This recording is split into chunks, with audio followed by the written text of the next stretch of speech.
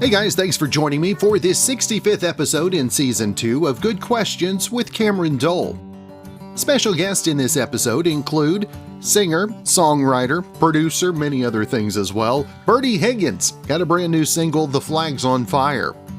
We'll also visit with country singer and songwriter Mary Heather Hickman about her new single, Treasure.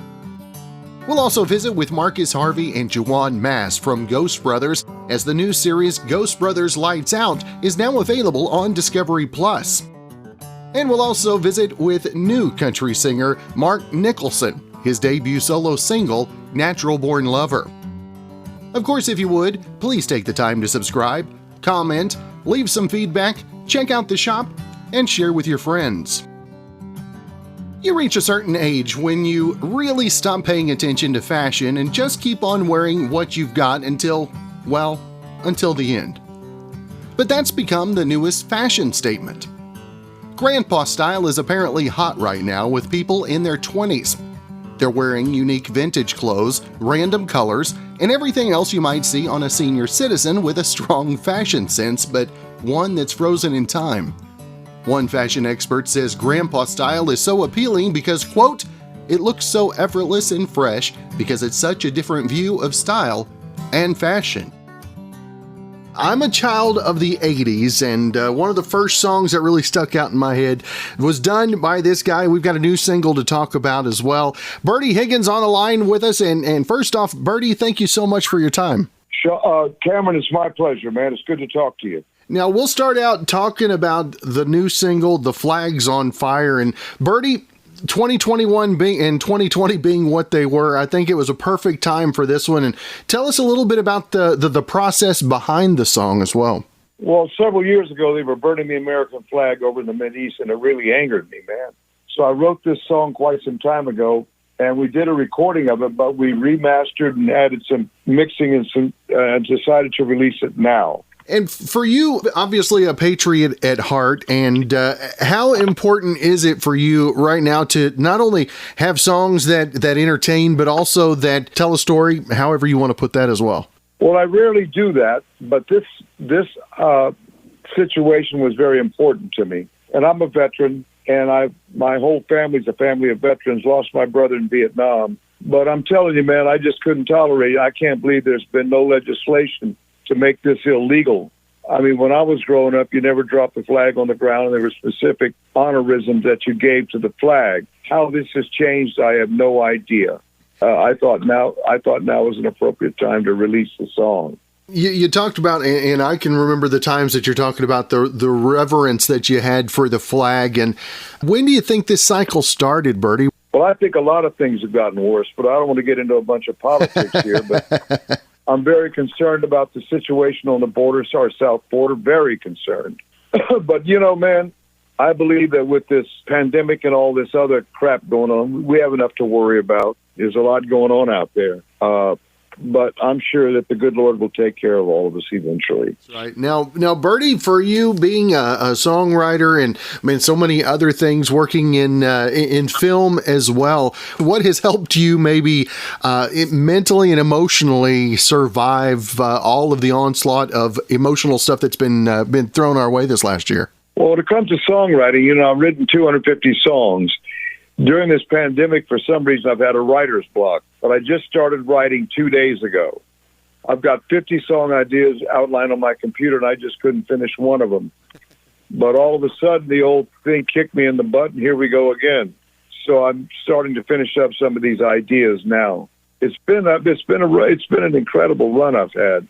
I don't ever claim to be a superstar. I'm just a singer-songwriter that has worked hard and got lucky. And I believe that where you live and how you live and has a lot to do with it, and who you surround yourself with. And I only try to surround myself with positive people. In other words, you can't live in Tarpon Springs, Florida, or where you're at in Oklahoma and expect a major producer to come walking in the door and sign you to a deal. You got to give up something. You got to go to where it's going on, and that's either L.A., Nashville, Atlanta, Miami, New York, those places, which are not easy to live in. I did spend the last 14 years in Burbank, California, and started making movies, but now I've currently moved back to my hometown of Tarpon Springs, Florida, which was a culture shock because there's really no one in town I can sit and talk over the professional end of the music business. Most of these guys are playing in bars, which I did in the beginning, which I will not do again. But my wife in LA said, I want to go back to Tarpon and hang out with my girlfriends. And I said, okay. So we shipped the cars back, loaded up on a plane, and came back. But here I am. Now, many accolades over the years, and sticks out about being knighted, being members of the Hall of Fame, and getting an honorary doctorate. And Bertie, break that all down. What's that truly mean to you on a personal side? Well, when I was knighted, I take these things seriously. I mean, when I ran into Gordon Lightfoot, one of my heroes on the set of The Tonight Show one time, he said, Bertie, don't forget we must do what we must do to help the young along. So when people come to me and I give them all the advice I can give them from my experience, and I believe I take these honorariums that they've given me very seriously. When I was knighted, it was a goosebump situation. I mean, it really thrilled me. And then, of course, the doctorate from Hanover University in Germany in music thrilled me. And then I was inducted into the Florida Artists Hall of Fame, and that was a thrill, which gives me a brass plaque on the wall of the Rotunda in Tallahassee, along with Ernest Hemingway and Tennessee Williams and some pretty important people in the literary field. But it's been a great time. I've enjoyed this run that I've had, and it never ceases to amaze me. And every now and then I'll lay in bed at night and think about all the things I've been through, what I've done, where I've been. Like I was in China 8 times last year because I'm really popular there. How that happened, damned if I know, man. I have no idea. You hadn't figured out the recipe, huh? No, and recently I've fallen in love with the old group ABBA. You know who ABBA was from the 70s. These guys wrote some great songs. So here I am reflecting back on that. Sometimes a little disco-y for me, but the majority of these tunes are well thought out, well produced, and well written. So here I've fallen in love with ABBA. Can you believe that? It took you long enough. Yeah, it took me long enough, didn't it, man? He's like, have you heard about this new band? Yeah, the new band ABBA. But I mean, Cat Stevens and Gordon Lightfoot, these guys have always been great inspiration for me. Gordon Lightfoot is just a great lyric writer. He's just wonderful. But now when he goes on stage and is older, he's still touring. He can't sing as well, so he does a lot of talking. In fact, I'm getting ready to do a venue this Saturday night, my second show this year, where he's performed a lot. And Bobby Rossi said a lot of people are walking out on the shows because he's talking too much.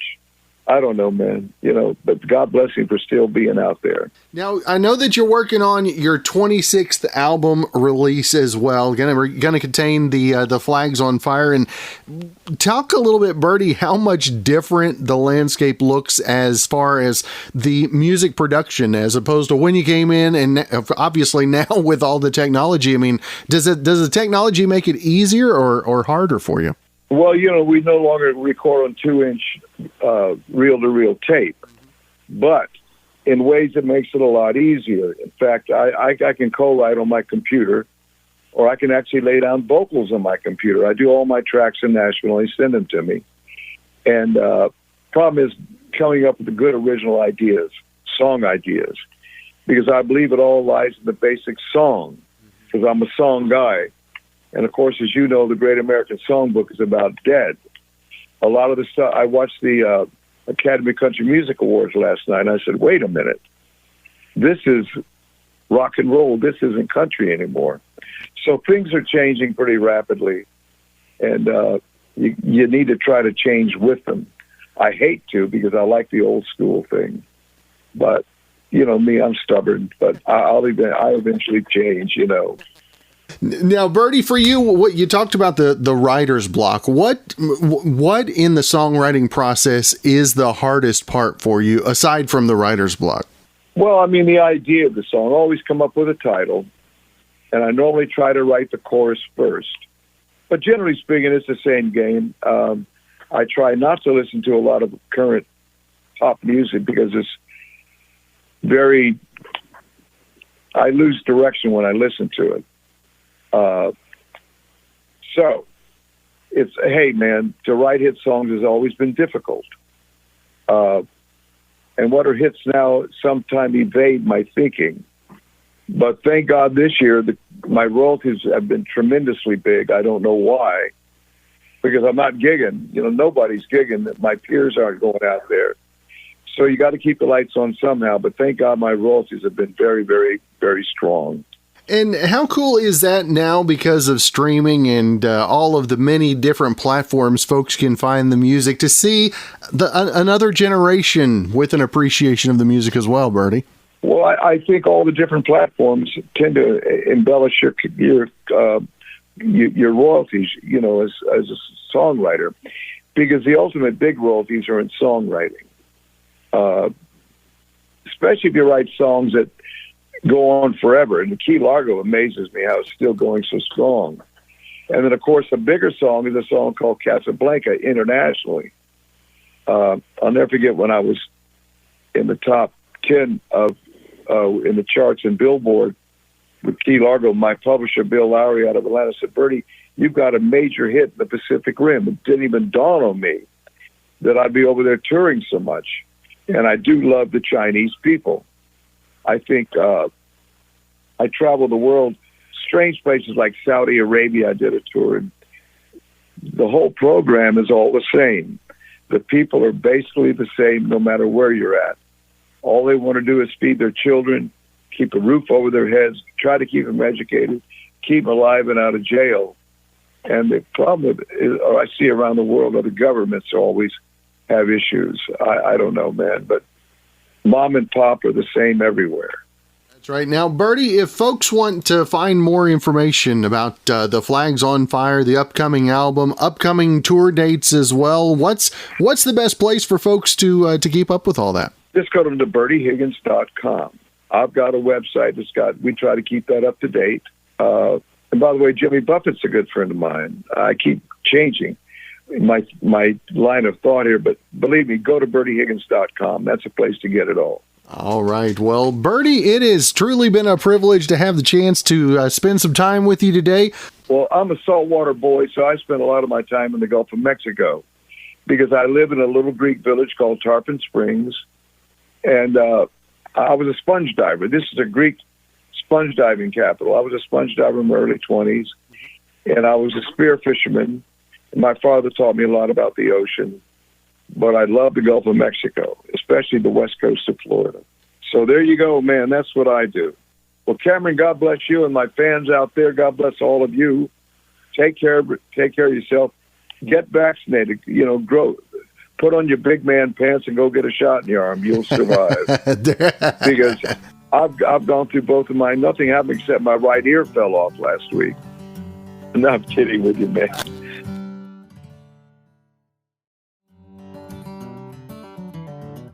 Now, if you want to be ripped and don't mind blatant false advertising, you're gonna love this.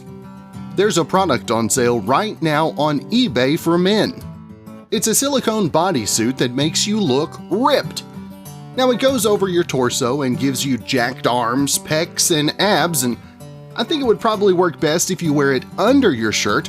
As realistic as they try to make these things look, I mean, it'd be pretty clear they're fake from up close, but if you want to rock it shirtless, more power to you, right? Now, if you're interested, you can find them selling on eBay for anywhere from $68 to $360.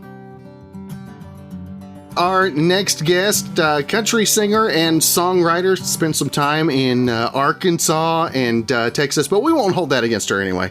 Mary Heather Hickman with us today. And first off, thank you so much for taking the time to be on the show.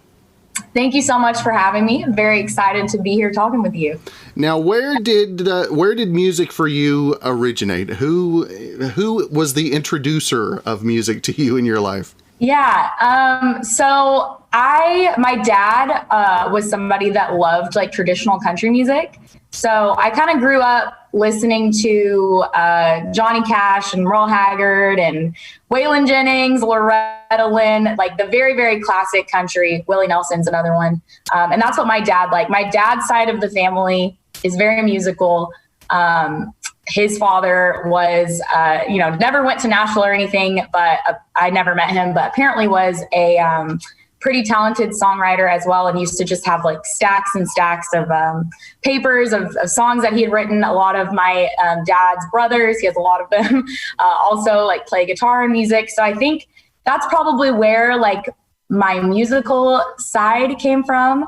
And then my mom also was like, she kind of listened to a lot of 90s country when I was growing up. So like Dixie Chicks and Sheryl Crow and, you know, those kind of people, Faith Hill. So I feel like I have like a good background of all types of country music, and I kind of draw inspiration from that. Both my parents were always super encouraging. When I started singing when I was really little, they have always encouraged me to keep pursuing it. My dad has always talked about the importance of, if you're going to be a singer, writing your own songs, learning how to play an instrument.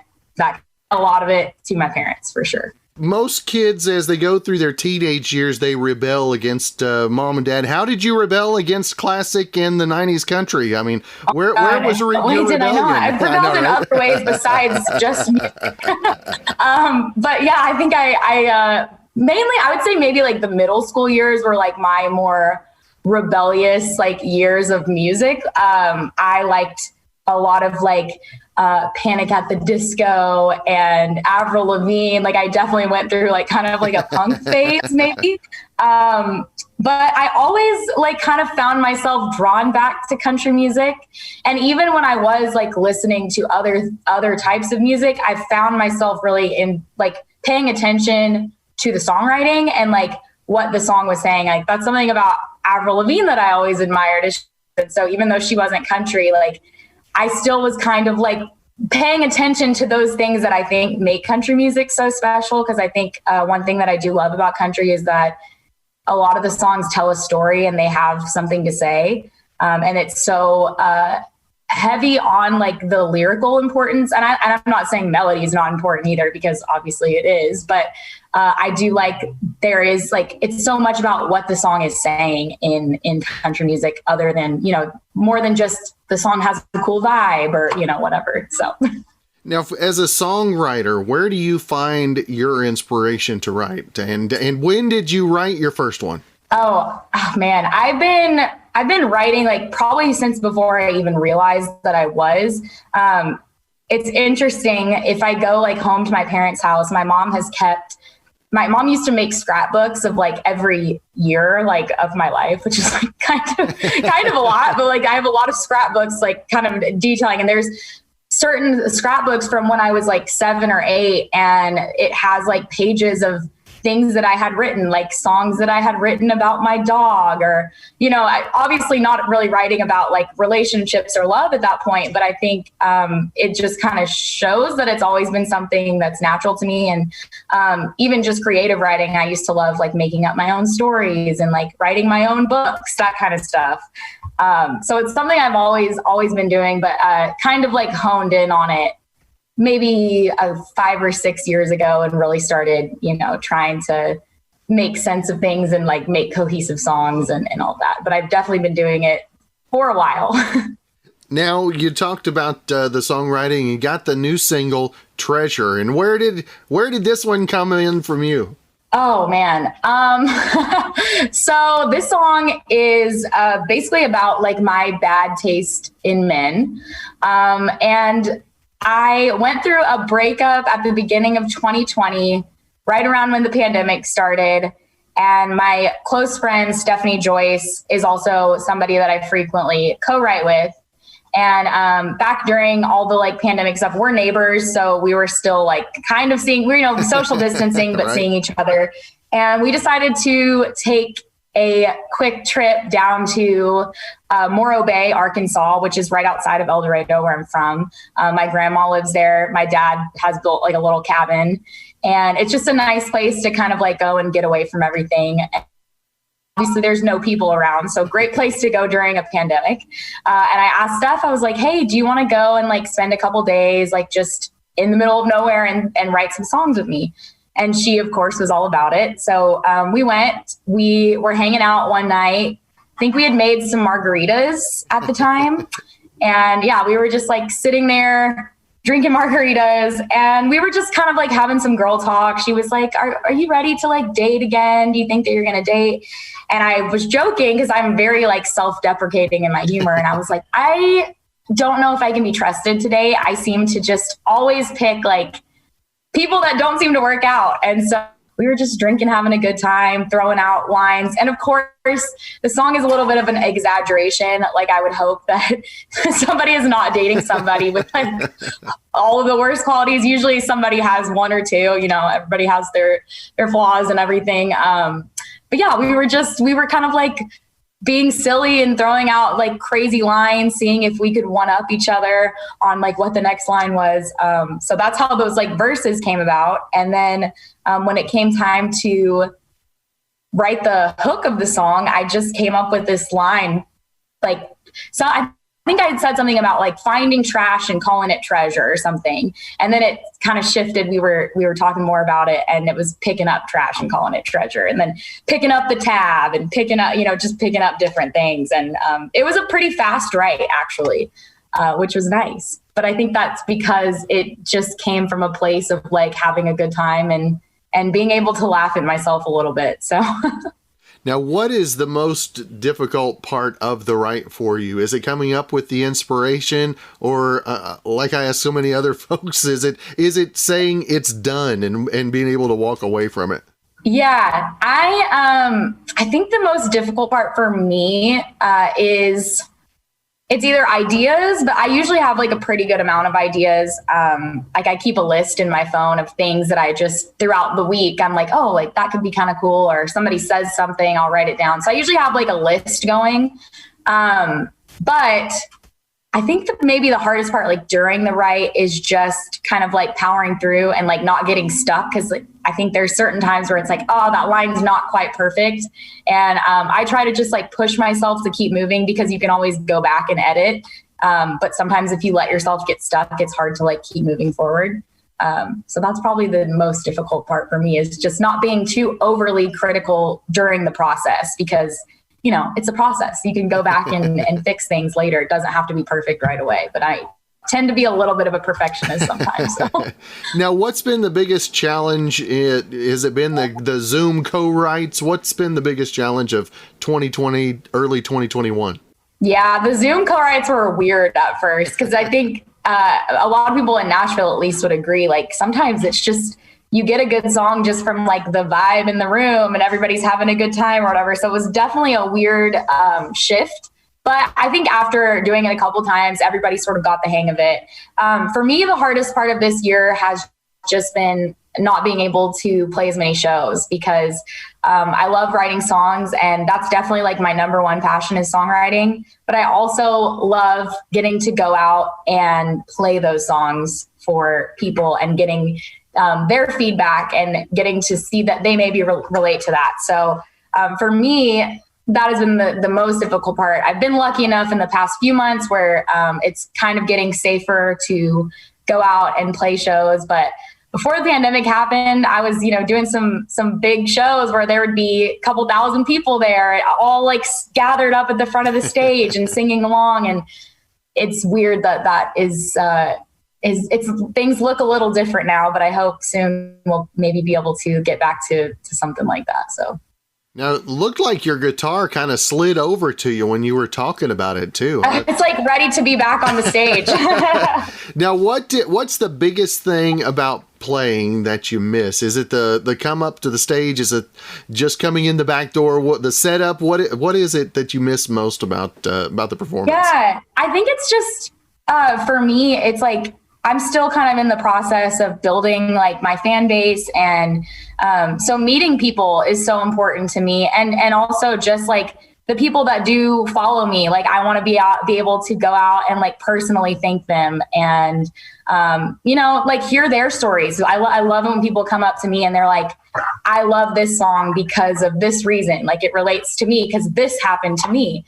So I love getting to like hear the personal stories. And yeah, I haven't been able to do that quite as much.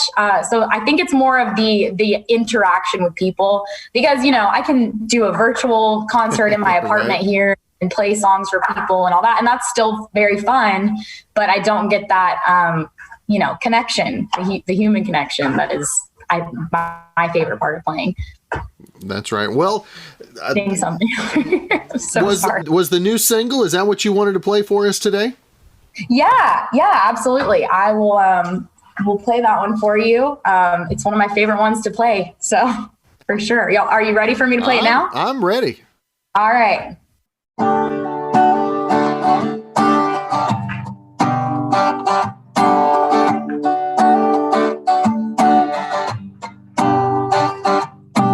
He looks like he's bad news. 6'5" with a couple tattoos, smoking habit and a drinking problem. Sounds like he's my Prince Charming. Blames his on his checkered past, like his DUI from his last relapse. If he spent a couple nights in county jail, somebody gave me a wedding bail. I can't change them, can't fix them, but dang, I sure can pick them. Pick up the tab when they ain't got a dime. Picking up problems that ain't even mine. Picking them up even though I know better. I'm just picking up trash and calling it treasure. I'm picking up trash and calling it treasure.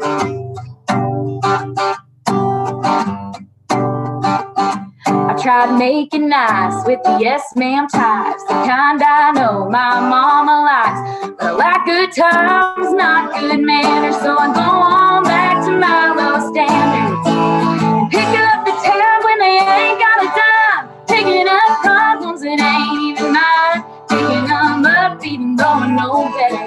I'm just picking up trash and calling it treasure. I'm picking up trash and calling it treasure.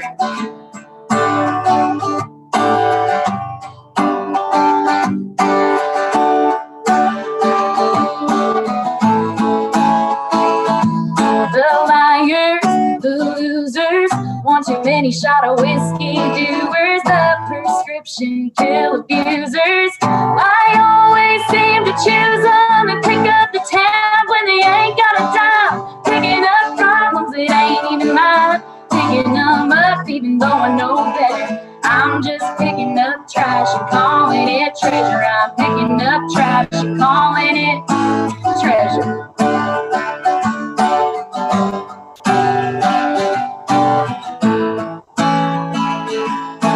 Change them, I can't fix them, but dang, I sure can pick them. That's good stuff right there, Mary. Thank you. Appreciate it. Now, who are the songwriters that inspire you? Or maybe it's the singer-songwriters that really inspire you that are out there right now. Absolutely. A huge influence of mine is Brandy Clark.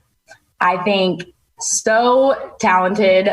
Just love the way that she twists phrases and does kind of tongue-in-cheek songwriting, very clever songwriting. Mm-hmm. So she's a big influence. That's a current person.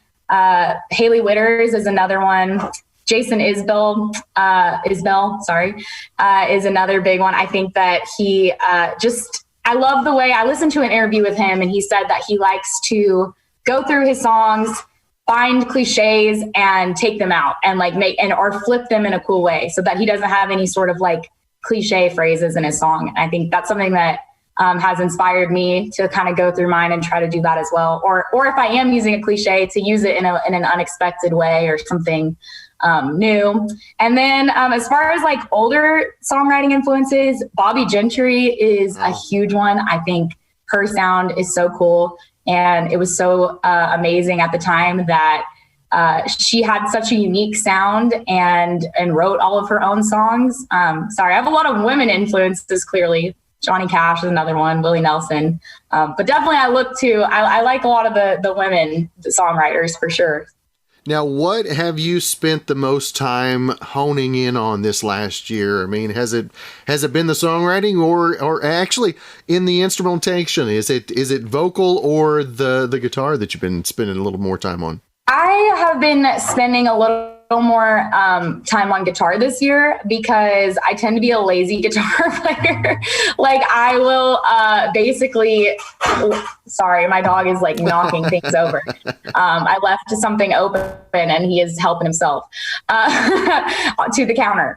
But I've been working on my guitar playing a little bit this year just because it doesn't come super naturally to me the way that singing and songwriting does. I'm a lazy guitar player, like I was saying. So a lot of times I'll play the minimum amount that I can get away with. So I'll like work on a song and be like, nah, that song's good enough. Like it does the job. Instead of like, working to focus on it more. So yeah, I've been working on guitar, working on piano a little bit. Now, what kind of goal setting do you have for the single and for the rest of 2021 as well? Yeah, so I am hoping that the single continues to be well received by fans and radio. I'm very lucky that a lot of radio stations are picking it up and playing it. I'm just so thankful that people like what I'm doing and like the sound that I have. And then the rest of this year, I have actually recorded more songs that I'm planning on putting out. So those will be coming out over the next year. And then hopefully an EP in the near future as well with 6 or 7 songs on it. That's cool. Well, Mary Heather Hickman, I want to make sure and let our listeners know where to keep up with not only the new single, but upcoming releases and opportunities to see you live in person when those come as well. Yeah, absolutely. People can go to my website. It's just maryheatherhickman.com. I keep my shows up to date on there, and all of my social media is linked. So Instagram, Twitter, TikTok, which is another big one. Who saw that coming and having the impact on country music of all genres? So weird. I didn't even think, when I heard about TikTok, I thought it was like an app where people were like making up dances or, not people because I'm 25. I was like, I'm too old for this app. And then I had a couple friends that are in Nashville that are like, no, like I've actually met a lot of here. I'm building a fan base that I never would have reached otherwise. So I started posting, and then, with Treasure, it picked up some steam. I think it's at almost 3 million views now. Wow. And like, it has allowed me to meet people, have my music be listened to by people that I don't think would have heard it otherwise from me just playing shows. So it's been a weird thing, but definitely I'm super grateful for it. So. Well, Mary, it has been great to visit with you today. I appreciate you taking some time to be on the show, and hopefully we can catch up again real soon. Yeah, absolutely. Thank you so much.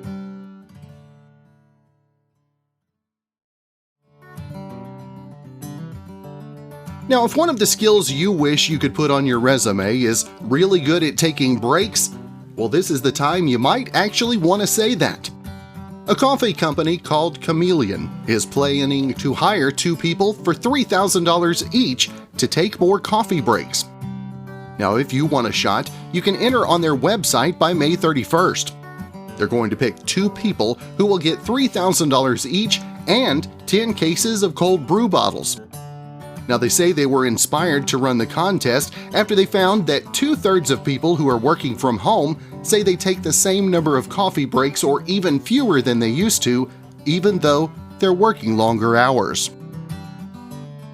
The Ghost Brothers. We've got Marcus Harvey and Juwan on with us talking about the new series Ghost Brothers Lights Out, which is available on Discovery Plus. And first off, Marcus and Juwan, thank you guys so much for taking the time.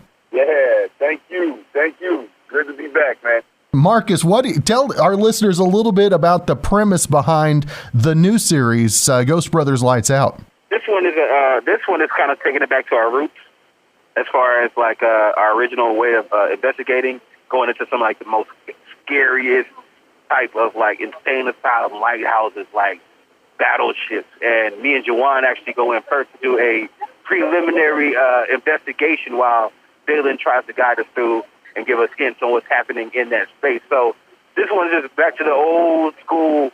It's some dirty, low down, crazy spots that might be haunted. Now, Juwan, how did you guys end up being the ones going out there and doing the blind run through? I mean, did get the better straw, or how did that happen? You know, we typically do something like I like to call rock, paper, scissors.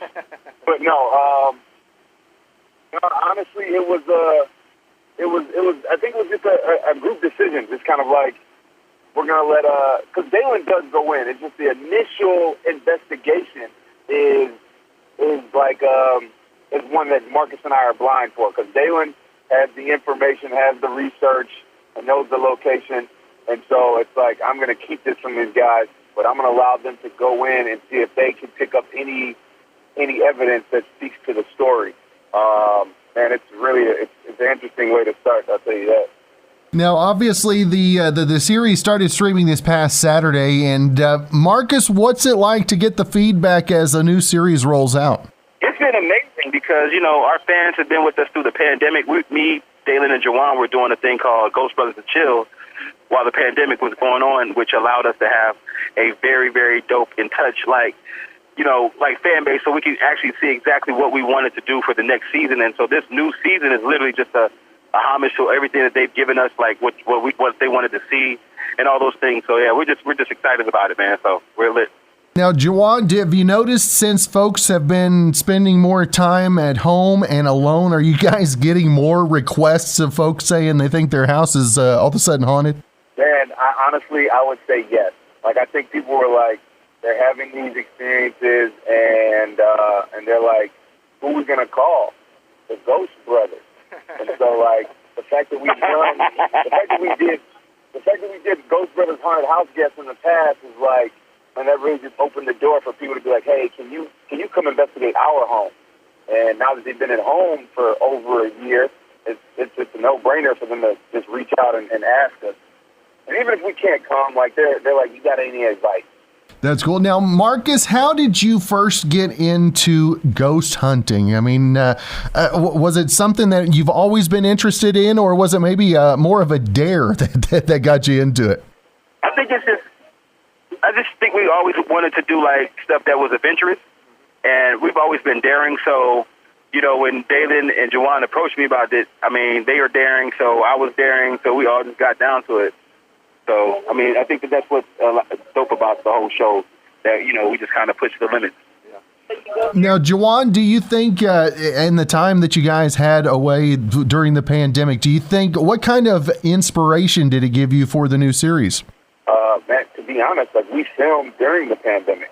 So, like, it was a good time for us to kind of, like, disconnect from, I guess you can say, these haunted locations. And then when we got back into it, man, everything just seemed like it was almost a shock. Like, yo, we had been away for so long that, like, we weren't ready for what we were about to walk into. Those locations were something that were like a shock to our emotions. I mean, there's a lot of jump scares. There's a lot of like random screams and terrifying experiences that, like, I wouldn't say that we would have been as susceptible to had we had been like on the road, just hitting haunted spots on a consistent basis and not taking that little hiatus that we had. You know, we were kind of getting so used to our family homes, and then to have to get that shock to the system to go back into, you know, that situation is like, wow. Now, Marcus, how cool is it to see after you guys go in, Dalen's already been in, hasn't told you guys anything, but whenever you guys go through and see some of the same things that maybe he had picked out, does that kind of solidify everything you guys are going after as well? Well, normally Dalen gets some information about, like, the story, and he really just looks at a map to kind of direct us. So it's kind of like he has a bird's eye view, but he still himself has to get the answers. So it's just, I think it works really good to just have that type of concept going on, that we can kind of move, you know, readily through that type of process. And it has actually gained a lot of results because, like, he does know certain things. So, like, when me and Juwan hit on a specific name or a specific person, he's like, you know, oh, you guys are warm. You know what I'm saying? And it's like it's actual influence, you know what I'm saying, making sure that everything is actually confirming each other. Like, you know, our equipment the story, everything is lining up with us as even trying, you know.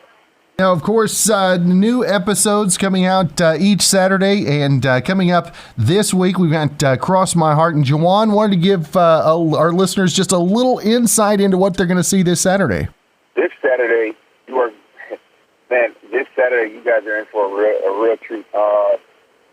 I think this Saturday is going to be one of those that has some spooky moments, some funny moments. You're going to see probably a little banter between the three of us, of a little disagreements. Like, it's always good when you can see those authentic arguments, right? Where you're like, oh, those are real friends just having a little rift before they have to make a tough decision. You guys would be open to that chemistry for sure. Yeah, I know y'all probably do it every morning before y'all get on the air. We're not going to talk about that again. So that's how we are. Like, right.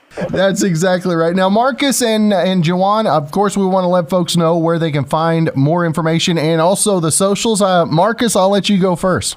You can find, actually, shouts out to Dalen. He wasn't able to make it on this call, but Dalen is actually getting married this week, so you can follow him and all of his celebration this week at his page at Dalen Spratt on Instagram and all his social media.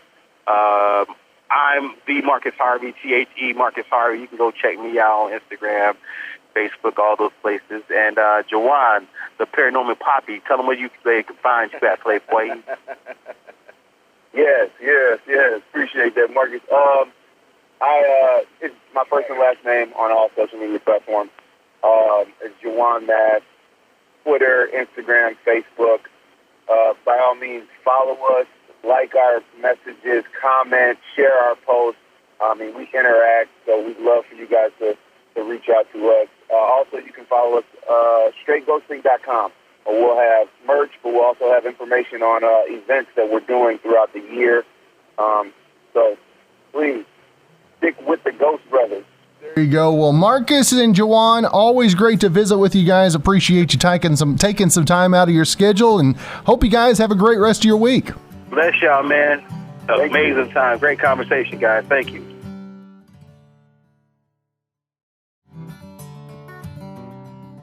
Well, someone asked people to name the things in dating profiles that are immediate turnoffs. And here are a few decent ones that I've found. Number 1, having no bio at all. It ruins your chances because people don't know what you have in common or how to start a conversation with you. Number 2, listing requirements that have to do with looks, like height and weight. Now, even if someone fits their requirements, being too superficial can be a turnoff. Number 3, the line, "Don't waste my time." Now, it makes you sound irritated before they've even had a chance to talk to you. Number 4, photos where you're flipping off the camera. Now, it's pretty common because people think they look fun or cool, but it's kind of like flipping off your potential matches. Number 5, long rants about the type of person you don't want to date. Now, it's more attractive if you're positive and focus on the things that you do want. Number 6, overused cliches. Things like, "I'm fluent in sarcasm," "I don't like drama," or "I'm looking for a partner in crime." And number 7, quotes from the show The Office, or anything else that's too mainstream. Now, it's okay if it's something more obscure, though. Our next guest on the podcast, I was sent a link to a YouTube video, I believe it was last week, maybe the week before, and I made it through, like I mentioned to him earlier, made it through the first chorus before I was texting and saying, we got to get this guy on the show. We've got Mark Nicholson on with us, and first off, Mark, thanks for taking the time to visit. Very happy to be here, Cameron. Thanks for having me.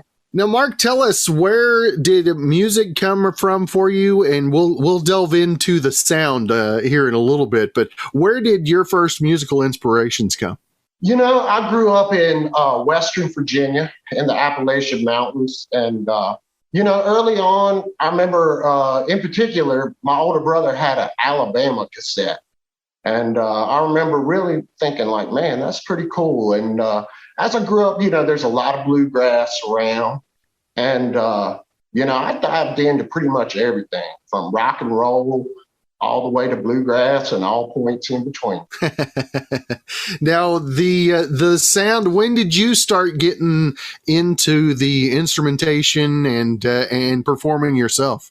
I was probably in my first band when I was about 15 years old.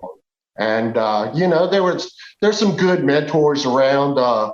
Jimmy Fortune from the Statler Brothers, actually, when I was young, man, he was really helpful and being like, you're going to have to work real hard if you want to try to do this. And that really helped because, sometimes in a small town, you're like, oh, man, I'm pretty good. Yeah, big fish in a small pond, right? Yeah. And he was so right about that. It's like you just have to, work so hard to do the music thing. Now, for you, where did your stretching of your wings a little bit? When did that happen? How long has the road been? I guess I should say from there to where we're at today. Man, it's been a long road. Got out of school and I was just working, playing music on the weekends, and it wasn't until I was probably about 30 years old that I moved out to the country. I was living in a cabin and I just started playing guitar 10 hours a day. And those couple years, that was probably what really pulled me up, to the level that I needed to be at. And, I played 1,000 barroom gigs and, you just never know when you might get that opportunity, and somebody from Jordache Records heard me playing in a bar. And we started working on the single you heard. Now, tell us what it was like to get in studio for a single release.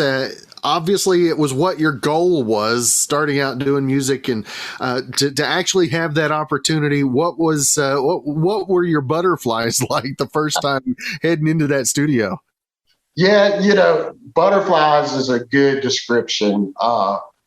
The Nashville, Tennessee, it's like you have tremendous players that are able to get those, there's probably like 4 or 5 guitar players that do all the sessions for the Nashville stuff coming out. And just being around those guys, I felt like, whoa, I'm around some great stuff. And, that first session in particular, I kind of felt like I was singing from a life, and that's a good thing. I hope I never really lose that, Now, what kind of pressure do you put on yourself as you see the release going out and truly be as genuine as you can to your own sound, if you will? Well, so far with the single, it's doing good. But it's a long climb up to like the Billboard. We're doing good on New Music Weekly and we charted on Music Row. So, I'm not so worried about that right now. I figure, I kind of feel like I identify more with like the Waylon and Willie and Hank Jr. kind of element of country music. So, I don't think I have a lot of pressure to change up what I'm doing. Maybe if somebody was, to get me and like, hey, we want you to do this, I'd have to, think about it. But, I don't think there's Nashville, the big corporate record labels. I doubt they're looking for what I'm doing, So I think you really got to just do your thing. And if people like it, then it's, that's a big blessing.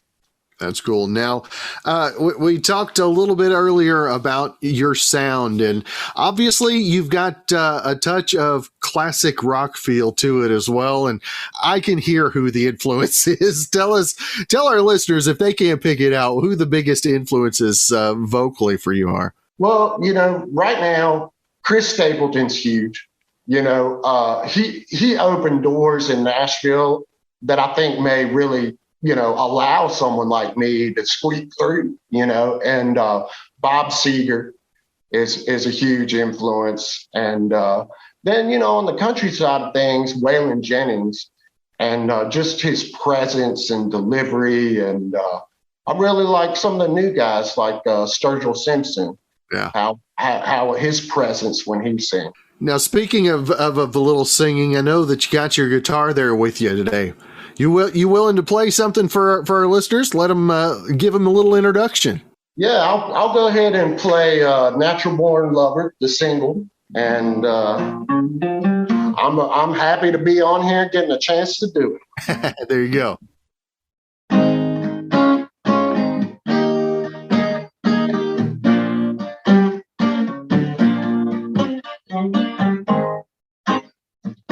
Even after all this time,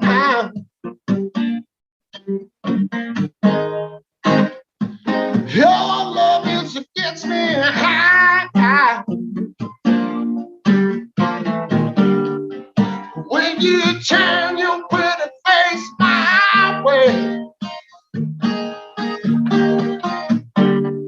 there ain't nothing more that I can't say. You're natural born lover, you keep it undercover, baby, let your love light shine. You're a natural born lover, one way or another, we got to lay it on the line. So baby, let your love light shine.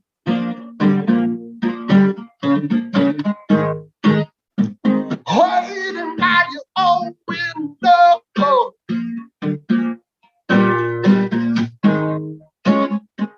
all my life is burning low. I can't see light shine from your soul. That light's all we have, don't let it go. You're a natural born lover, you keep it undercover, baby, let your love light shine. You're a natural born lover, one way or another, we got to lay it on the line. Baby, let your love light shine.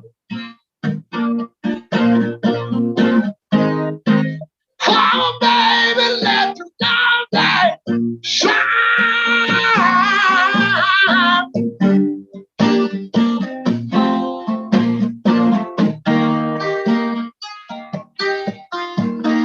You're a natural born lover, you keep it undercover, baby, let your love light shine. You're a natural born lover, one way or another, we got to lay it on the line. So baby, let your love light shine. Oh baby, let your love light shine.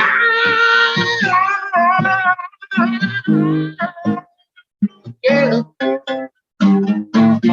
That's good stuff, brother. That's good stuff. Well, thank you. Now, where do you find your inspiration songwriting wise? Where does that come from you, and how hard or easy has it been over the last 12 months? Well, I tell you, the more country I'm writing, the easier it is.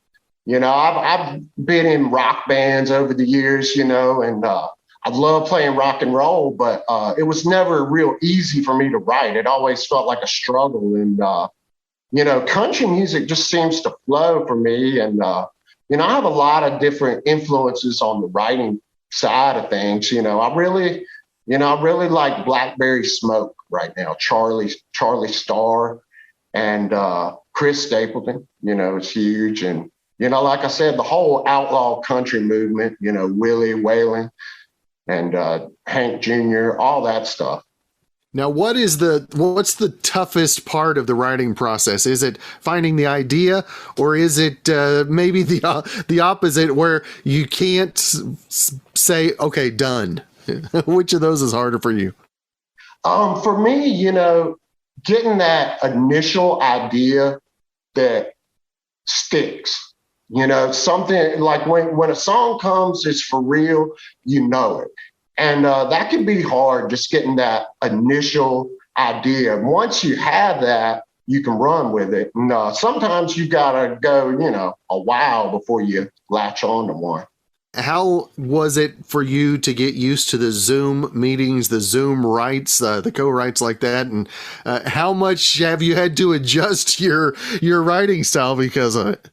Well, man, I pretty much write by myself right now. I'd be open to co-writes. I'd like to do it. But I have my own kind of method where I just hold up and I usually find a melody. I find a chord progression, and then I just start singing anything till a line emerges that I'm like, okay, that's it, So, honestly, this is my first sing call ever. I'm playing borderlands, and I was like, oh man, I'm gonna have to figure this out. Now coming around, how hard is it to try to get into the social media side of things to get things out? Because especially the times we're living in, that's about all a lot of the new artists have to get the word out. Yeah, it's helpful. I don't feel like I'm maybe the best at it. I feel like I have to get my stepkids in and be like, here, what should I do, y'all? Y'all know this kind of thing. But it's helpful, and it's amazing what you can do now with technology to get music out.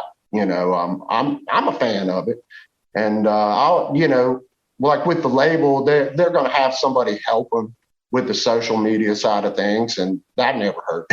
Yeah, I know, right?